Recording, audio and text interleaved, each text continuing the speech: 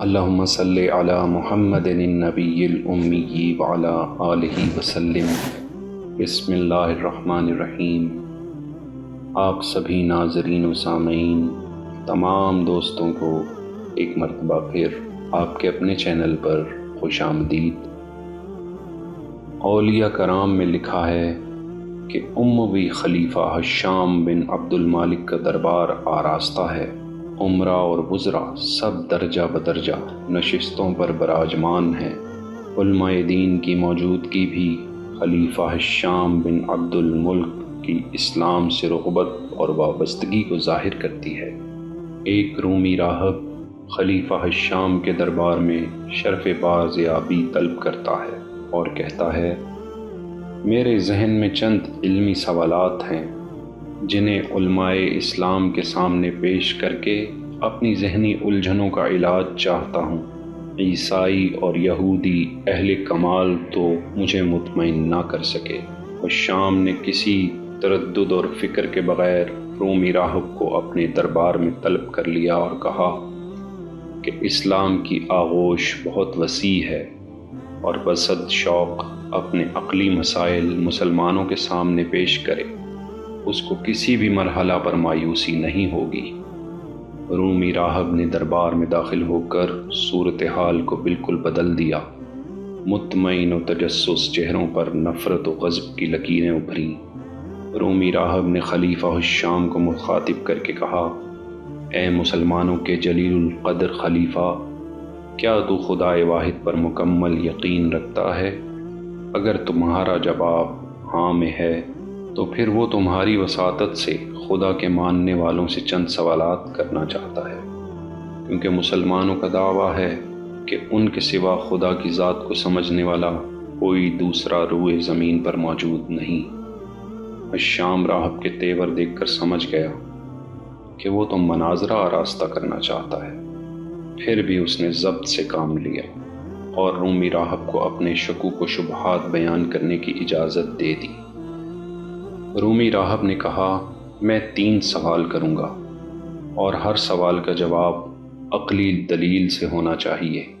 پہلا سوال، میں جاننا چاہتا ہوں کہ خدا سے پہلے کون تھا؟ دوسرا سوال، خدا کا رخ کس طرف ہے؟ تیسرا سوال، خدا اس وقت کیا کر رہا ہے؟ تینوں سوال اپنی ظاہری صورت میں ہی مسلمانوں کے لیے چیلنج تھے۔ دربار میں موجود برگزیدہ ہستیوں نے رومی راہب کو واضح طور پر کہہ دیا کہ ہم ایک خدا پر یقین رکھتے ہیں، ہمارے نزدیک اول و آخر خدا ہے، ہم اس بحث میں نہیں الجھتے کہ خدا سے پہلے کون تھا اور آخر میں کون ہوگا، اور یہ کہ وجود باری تعالیٰ انسانی حیثیت نہیں رکھتا کہ ہم اس کے چہرے کی سمت کا اندازہ کر سکیں۔ مزید یہ کہ خدا کو انسان اپنی ظاہری آنکھ سے نہیں دیکھ سکتا، کیونکہ خدا لامحدود ہے اور انسانی آنکھ محدود، لہذا خدا کا ہر فعل انسانی حلقہ چشم کی دسترس سے باہر ہے۔ مگر رومی راہب ان جوابات سے ہرگز مطمئن نہ ہوا اور کہنے لگا، اب یہ بات واضح ہو گئی ہے کہ تم مسلمان خدا پر اندھا یقین رکھتے ہو، لہٰذا تمہارا یہ دعویٰ کہ مسلمان اس زمین پر خدا کو سب سے زیادہ جاننے والی مخلوق ہے کھوکھلا اور بے دلیل ہے۔ میں تو اس خیال سے دمشق آیا تھا کہ اگر مسلمانوں نے عقل کے آئینے میں میرے سوالات کے جواب دے دیے تو میں مسلمان ہو جاؤں گا، مگر افسوس ایسا نہ ہو سکا۔ اس قوم سے مخاطب ہوا جو خود بھی بے خبر ہے، تو وہ مجھے کیا باخبر کرے گی؟ رومی راہب کی ان باتوں سے حشام کے دربار میں سکوت چھا گیا، مگر حشام نے انتہائی متحمل اور بردباری سے راہب کو متوجہ کیا کہ اگرچہ فی الوقت مسلمان علماء ایک غیر مسلم کو مطمئن نہ کر سکے، لیکن مملکت اسلامیہ صرف دمشق تک محدود نہیں ہے۔ ابھی اسلامی دنیا میں بے شمار ایسے اہل علم موجود ہیں جو ان سوالات کا جواب عقلی دلائل سے دیں گے، لہٰذا جب تک رومی راہب کو تسکین نہ ہو وہ دمشق میں ہی قیام کرے۔ اس دوران رومی راہب تو بطور شاہی مہمان کی سرکاری عمارات میں گھوم پھر کر اپنے سوال دہرا کر لوگوں کے ذہنوں کو الجھاتا رہا، اور حشام بن عبد الملک دوسرے علماء سے رجوع کرتا رہا، مگر وہی ڈھاک کے 3 بات۔ حشام پر عجیب مایوس کن اور اضطرابی کیفیت طاری ہو گئی۔ نہ تو وہ رومی راہب کو ہلاک کر سکتا تھا کیونکہ یہ اسلامی عدل کے منافی تھا، اور نہ ہی وہ اسے اسلامی مملکت سے باہر نکال سکتا تھا۔ یہ مسلم علماء کی شکست تھی۔ وہ صرف اس یقین پر لمحہ بلمحہ گزار رہا تھا کہ خدا تعالیٰ اپنی خدائی کا نظارہ تو ضرور کروائے گا۔ جب رومی راہب اپنے تمام تر فلسفے کے ساتھ زندہ درگور ہوگا، پھر کسی شخص نے سر دربار اٹھ کر امیر المومنین حشام سے گزارش کی کہ کوفہ کے ایک نوجوان تاجر کو بھی طلب کر کے دیکھیں جو اپنے علم اور عقل کی بدولت خشک اور بنجر زمینوں کو سیراب کرتا ہے۔ حشام کے لیے یہ مقام حیرت تھا کہ کوفہ کا نوجوان تاجر رومی راہب کو مطمئن کر سکے گا، مگر جب امام حماد بن ابی سلمان رحمۃ اللہ علیہ کے حوالہ سے نوجوان کا تعارف بطور شاگرد کروایا گیا تو حشام نے مطمئن لہجے میں کہا، میں رومی راہب کو شکست خورد دیکھنے کے لیے مملکت اسلامیہ کے ایک ایک فرد کو دربار میں بلانے کو تیار ہوں، مگر مسلمان علماء کو عاجز نہیں دیکھ سکتا۔ پھر حشام نے اجازت دی کہ کوفہ کے اس نوجوان کو انتہائی عزت و احترام کے ساتھ دربار میں لایا جائے۔ سرکاری حکم کی دیر تھی کہ ہر کار برق رفتاری سے کوفہ پہنچ گئے، اور اس نوجوان کو اس کی والدہ اور استاد گرامی امام حماد رحمۃ اللہ علیہ کی دعاؤں کے سائے بصد احترام دمشق لے آئے۔ دربار خلافت میں ہر شخص حیران تھا کہ رومی راہب جیسے جہاں دیدہ اور پیچیدہ انسان کے سوال کا جواب یہ 25 سالہ نوجوان کیوں کر دے سکے گا، لیکن اس باوقار نوجوان نے، جو اپنی ظاہری وضع و قطع سے ہی علم کا پیکر نظر آتا تھا، جب دربار میں خلیفہ اور دیگر حاضرین کو اسلامی انداز میں سلام کیا تو دیکھنے والے مسحور ہو گئے۔ خلیفہ حشام نے اس کوفی نوجوان کو مخاطب کر کے کہا، دمشق کے لوگ تمہاری ذہانت کے قائل ہیں، میں ذاتی طور پر تو تم سے واقف نہیں، پھر بھی ایک مسلمان کی حیثیت سے تمہارا فرض ہے کہ تم ہمارے مہمان رومی راہب کے سوالات کے جواب عقل کی روشنی میں دے کر سابقہ تمام علماء دین کو سرخرو کرو۔ تمام اہل دمشق کے دل اور دعائیں تمہارے ساتھ ہیں اور نظریں تمہاری جانب ہی ہیں، آگے بڑھو اور اسلام کو سرخرو کرو۔ اس وقت حشام کے دربار میں دائیں جانب مملکت کے سرکردہ زیر زمین بیٹھے تھے، اور بائیں جانب رومی راہب سراپا تکبر و غرور بیٹھا تھا۔ حشام کا حکم پاتے ہی تاریخ آدم کا یہ ذہین ترین نوجوان خلیفہ کی نشست کے روبرو آ کر کھڑا ہو گیا اور رومی راہب سے یوں گویا ہوا، محترم راہب، اگرچہ ہم دونوں کی منزلیں جدا جدا ہیں، مگر علم دنیا کے ہر انسان کا ورثہ ہے، لہٰذا علم کے حوالے سے میرے اور آپ کے درمیان ہر وقت گفتگو ہو سکتی ہے۔ میری خواہش ہے کہ خدائے بزرگ و برتر مجھ کم علم کے ذریعے آپ کی مشکل کشائی کرے، اور مزید یہ کہ میں معذرت کے ساتھ عرض کروں گا کہ فی الوقت آپ مجھ سے کسی چیز کی طلب رکھتے ہیں اور سائل ہیں۔ طلب کرنے والے کا یہ انداز ہرگز نہیں ہوتا کہ مانگنے والا اپنی نشست پر اطمینان سے بیٹھا رہے اور دینے والا کھڑا رہے۔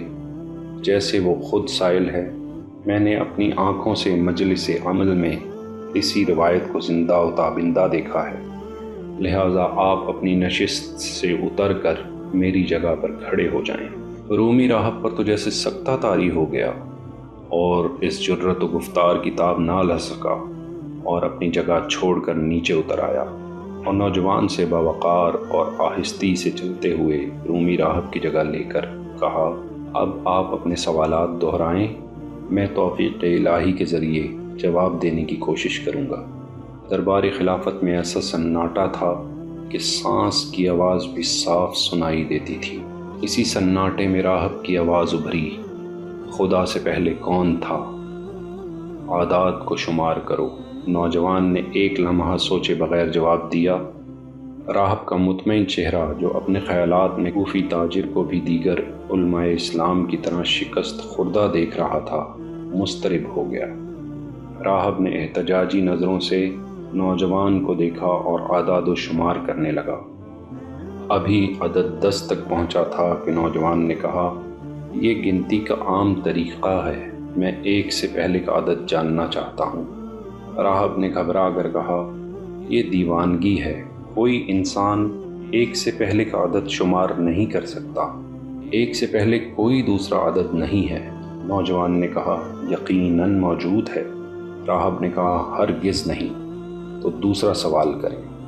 آپ کے پہلے سوال کا جواب دے دیا گیا ہے۔ نوجوان نے نہایت بردباری سے کہا۔ رومی راہب اس صورتحال کے لیے ہرگز تیار نہ تھا۔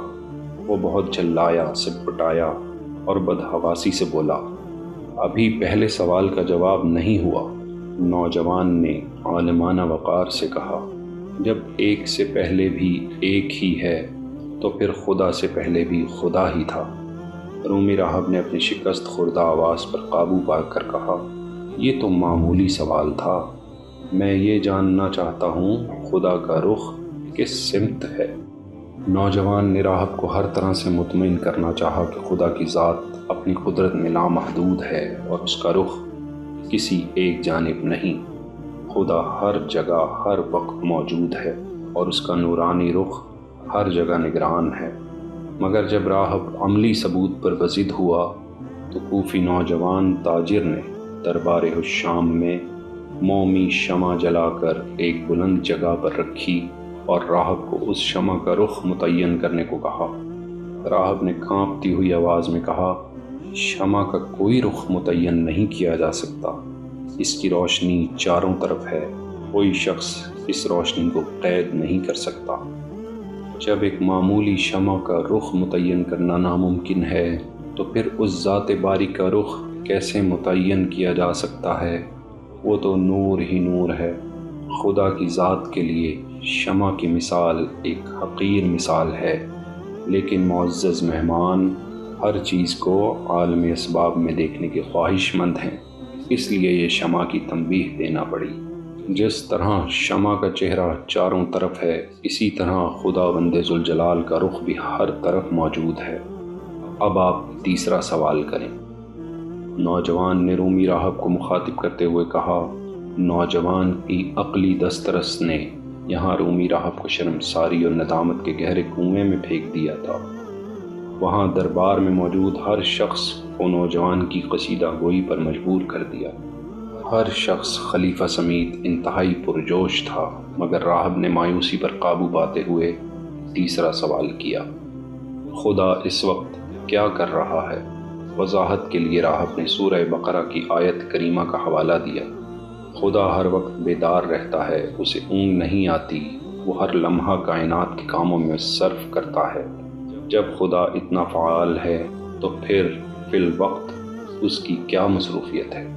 نوجوان نے انتہائی تحمل سے جواب دیا، خدا ذوالجلال کی ذات فعال ہے، مگر خدا کے متحرک رہنے کی مثال کسی جاندار سے نہیں دی جا سکتی۔ خدا کا عمل خاص ہے جس کو ہم رسم دنیا کے پیرائے میں بیان نہیں کر سکتے۔ خدا کی برتری اپنی مخلوق پر اسی طرح ہے کہ وجود ظاہری سے بے نیاز ہے، اور جب خدا کا وجود مادی نہیں تو انسانی آنکھ اس خالق کائنات کا تصور نہیں کر سکتی، اور جہاں تصور ہی نہ پہنچ سکے وہاں عمل کا تعین کرنا ممکن نہیں۔ رومی راہب نے ڈوبتے ہوئے تنکے کا سہارا لے کر پرجوش لہجے میں کہا، مجھے اس سے غرض نہیں کہ خدا کی تجسیم ظاہری باطنی کیا ہے، میں یہ جاننا چاہتا ہوں خدا اس وقت کیا کر رہا ہے۔ نوجوان نے چند لمحوں کی خاموشی کے بعد بہت سکون سے جواب دیا، کچھ دیر سے میرا خدا اس کام میں مصروف تھا کہ آپ جیسے معزز اور محترم شخص کو درباری نشست سے اتار کر فرش پر کھڑا کر دیا تھا۔ اور کوفہ کے ایک عام نوجوان کو خلیفہ وقت کے برابر بیٹھنے کا اعزاز بخشا تھا۔ اور اب میرے خدا کی نئی مصروفیت یہ ہے کہ اس نے روم کے عظیم دانشور کو ایک معمولی علم رکھنے والے طالب علم کے سامنے عاجز کر دیا ہے۔ یہ نوجوان جس نے دربار میں موجود نہ صرف ہزاروں افراد کو مطمئن کیا بلکہ تمام ملت اسلامیہ کو کفر و شرک کے انجانے وسوسوں سے نجات دلائی، اور ہشام بن عبد الملک نے برملا کہا: اے ذکی و فہیم نوجوان، تم نے عقل پرستوں کے خالی دامنوں کو بھر دیا ہے۔ دنیا اسلام تم پر ہمیشہ فخر کرے گی۔ یہ کوفہ کا نوجوان تاجر کون تھا کہ جس کے استدلال سے ایک غیر مسلم ہوش و خود کا طلسم پارا پارا ہو گیا۔